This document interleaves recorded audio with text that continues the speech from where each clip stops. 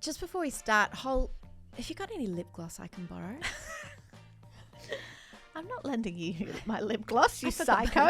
Like, I'm Team Kate with that. I'm not a lip gloss lender. Jessie, like, I mean, I guess I'd lend it to you, It but I would depends. scrunch up my face probably. Was it a pot that you dipped your finger in, or was it a tube that you squeezed onto your finger? Good point.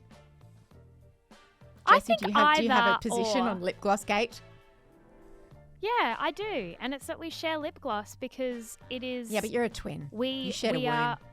No, I just think, I'm all for strengthening the immune system with just a little bit of germ sharing. And I think that lip gloss sharing is great for that. I think it depends. I think if it's the tube on a finger, I would do it. For Yeah. you, I would do it. Yeah, for you. If it meant you were dipping your finger into my lip gloss pot, I'd tell you to chap your lip. Yeah, like if it was one of those, also a wand, if it's a wand. Oh, no. No. No wand. Hello and welcome to Mamamia Out Loud. It's what women are talking about on Monday, the 16th of January, and we are officially back for the year. My name is Holly Wainwright. I'm Mia Friedman. And I'm Jessie Stevens. And on today's show, we are still very deep in Prince Harry world. And today we're dissecting the accusation that Harry has something of a woman problem. If you are an elder sibling and you have a younger sibling, if you haven't yet changed their contact name in your phone to Spare, who even are you? And because it is now such an iconic word, thanks to Prince Harry's memoir, which came out, I don't know, 100 years ago. A week. I think about and a week 100 ago. years. Yeah. So we did break holiday ranks to come into the studio and record a lengthy episode with all of our thoughts about the interviews he'd done about it, about the book itself. There's a link in the show notes to that. It feels like there've been 1,000 hot takes and so much commentary about the book, of course. But one lens through which I was really interested to think about it was his relationship with women. And I don't just mean the women he's had relationships with, like obviously Meghan, but his long-term girlfriends who he writes about, Chelsea Davy, who dumped him, and Cressida Bonus, who he dumped. She must have the best name in the whole world, Cressida Bonus.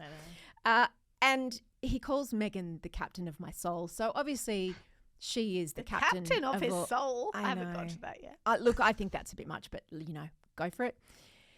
But the lens of how he views women generally is a really interesting one to look at the book through. And Polly Vernon wrote about this in The Times under the headline, Harry Has a Woman Problem. She wrote, there's a particular quality to his descriptions of his father's wife, Camilla, for example, and his brother's wife, Catherine, a spite mixed with aching disappointment, mixed with pantomime-grade villainisation, which could seem a touch strong. He goes on to call Camilla dangerous in his book while painting a picture of a self-serving, conniving, evil stepmother, while Kate, on the other hand, is described as cold and unfeeling. And these descriptions and this kind of language is used repeatedly in the book and in his interviews. And the conclusion that Polly came to is not the easy one, which is, he's a misogynist, because that's clearly not true. It's more that women are continually disappointing him and they're letting him down. And I guess the ultimate in that is his mother, who died. And not that he expresses disappointment in her, but it's nobody can ever match up to her, and women are constantly not coming through for him in the way that he wants to. So he's very pointed about some of the pettiness of, how Camilla used when he was 28 and moved out of home, which she was as a newlywed living in, which was Charles's grandmother's house, the Queen Mother's house, Clarence's house, and she converted his bedroom into a wardrobe. And the lip gloss anecdote about Kate not wanting to share her lip gloss with Meghan, and how Kate was in the garden with the children when Meghan came over and Kate wasn't dressed in the same way as Meghan. And he's really quite cutting about his disappointment, and he talks about how much he did consider her a sister. And so that's why after she got married to William and she took William away from him and he felt left out, and then she didn't embrace Meghan in the way that he wanted. Hol, I wanted to ask you about this idea that he's got a woman problem. Polly Vernon also talked about how he was quite cruel about some of the women in his boarding school, some of his teachers and various things. What did you have a view on this? I think it's interesting because I think obviously our bar for how you talk about women has I think that our standards about how you talk about women have obviously changed a lot, right? Because he actually generally talks about women in a pretty respectful way. If you held up his memoir next to, say, Matthew Perry's memoir, which we read last year, the way he talks about women the way he talks about women is just all about appearances and how much he wants to have sex with them, and they are very much just sort of faceless, interchangeable bit part characters or people who betray him, or his book reads like someone who doesn't really respect women.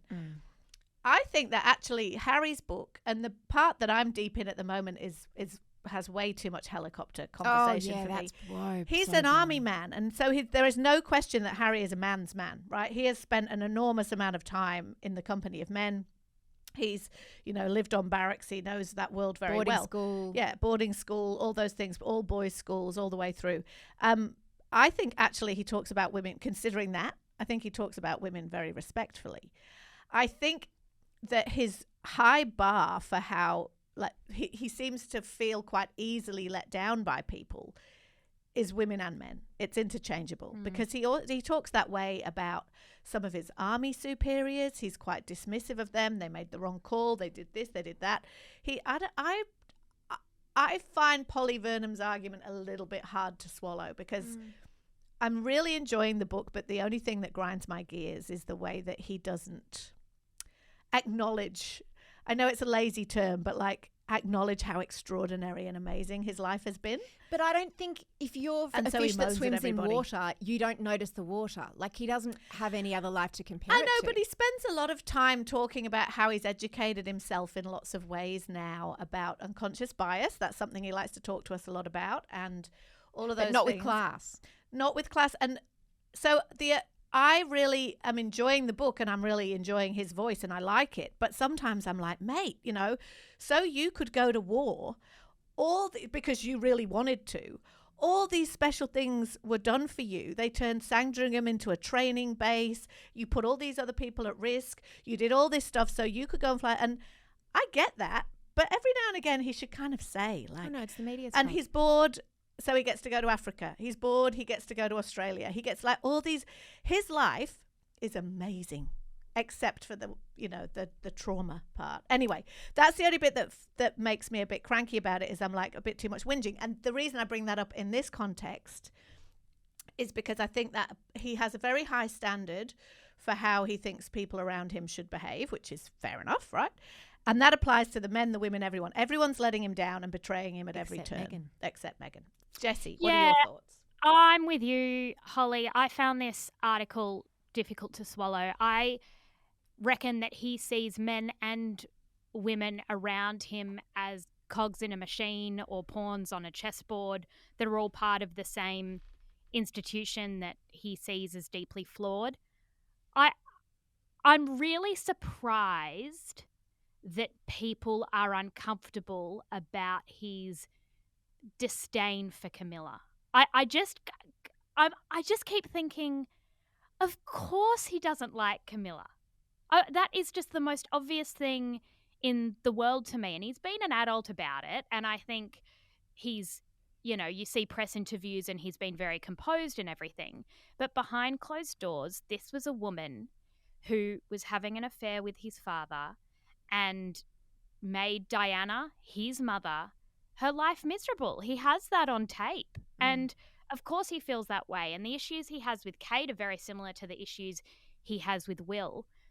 I reckon that the best take I've read about all of this came from Julia Baird in the Sydney Morning Herald about how this is just an insight into a traumatised 12-year-old boy. The lens that makes the most sense to me is to look at it through trauma and the idea that when you have she refers to it as a post-traumatic injury, every experience you have, you're reliving that over and over and over again. And so I reckon that's more it. I mean, the two people he idolizes more than anyone else in the universe are his mother and Meghan. So I don't think this is a woman thing. Well, that's what I think is really interesting. I think it's a Diana thing. And I think that just like Diana said there were 3 people in her marriage, referring to Camilla, I would say there's 3 people in his marriage too. And the third person is Diana. To the extent, and Hull, you haven't got to this bit yet, but when she does the pregnancy test, he falls asleep. And when he wakes up, she's put he's just dozed off, and he wakes up and she's put the positive test next to the box of her hair that her sister had brought, that Diana's sister had brought back from Paris after the crash.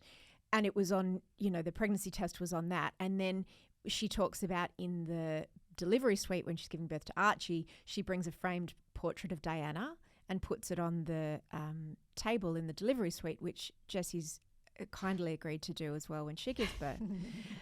So I think that, and I don't say that in a trite way, I think that this is exactly as Julia Baird said, a man who is defined by the loss of his mother in a tragic way at age 12, and women, his bar for women and being abandoned and being disappointed and being let down is very, very high, and being cared for.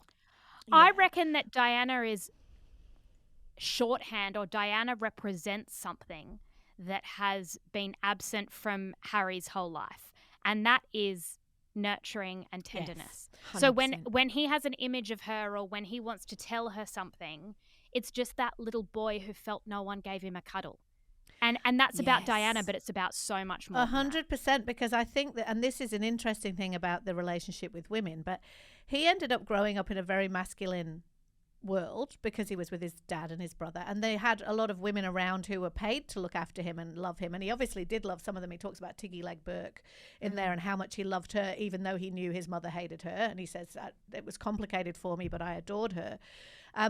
But you're so right, there's a lack of the absence of mothering, because whenever I read the passages about him and Charles and William, I just feel like this is just 3 Englishmen who don't know how to communicate. Yes. Right? That a lot of this could have all been avoided if they were English. If they were a little bit more Californian, as Harry now is. And I think because they just don't know how to talk to each other, and they don't know how to express their love. And, he talks about how his grandma never hugged him, not even once. And the Queen, and she also never hugged Charles, not even once. And they didn't have that kind of physical contact. And he is obviously determined to be a different kind of person. I think what's interesting, I'm a bit surprised that he's gone Kate and Camilla as hard as, he hasn't gone them really hard, but he's been negative about them. Purely because of the optics of that, because in general he's very woke, to use a very trite term. He's very much alive to misogyny and the way that we talk about women, and he talks a couple of times about women he was linked to and how misogynistic the reporting was about them if they happened to be page 3 girls in inverted commas or whatever. And so I thought that maybe he would play that, like, we're not going to criticize the women. That was my thing. I said he won't go Camilla because I think he doesn't want to play the women, because your point is fair enough, Jessie, but also it was his dad who was doing all that, right? But that's not how a child thinks. But it is. But he also knows, because he says it several times, that his dad should have married Camilla in the first place. So it's a very complicated situation. And he says, then I wouldn't exist. And that would not be great. But he says, she makes him happy. I want him to be happy. They're madly in love, blah, blah, blah. But I don't know. I think it's kind of interesting that one of the strengths of this book is how honest it is. And it would have probably been a bit more palatable for some people if he hadn't have criticised the women. So in some ways I think it's quite admirable.